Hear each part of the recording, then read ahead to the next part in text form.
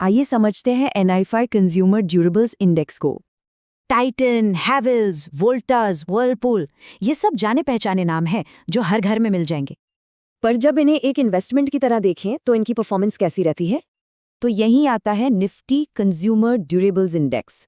ये इस सेक्टर की टॉप 15 कंपनियों को ट्रैक करता है। ये इंडेक्स असल में भारत के बढ़ते मिडिल क्लास और उनकी खर्च करने की ताकत का आईना है। अब जरा इसके परफॉर्मेंस पर नजर डालते हैं। ये आंकड़े अक्टूबर 2025 तक के हैं। शॉर्ट टर्म में भले ही रिटर्न नेगेटिव है, पर 3 और 5 साल की तस्वीर काफी मजबूत दिखती है। यानी पिछले 5 सालों में हर साल औसतन 19% से ज्यादा की ग्रोथ हुई है। चलिए इस ग्रोथ को पैसों के हिसाब से समझते हैं। मतलब 5 साल पहले लगाए गए 1 लाख रुपए आज बढ़कर लगभग 2.5 लाख हो गए होते। तो सवाल ये है कि इस तगड़ी ग्रोथ के पीछे क्या कारण थे?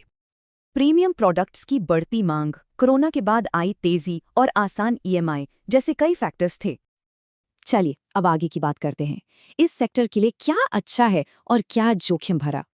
अच्छी बात यह है कि GST घट रहा है, शहरीकरण बढ़ रहा है, पर ग्रामीण मांग में कमी एक चिंता की बात है।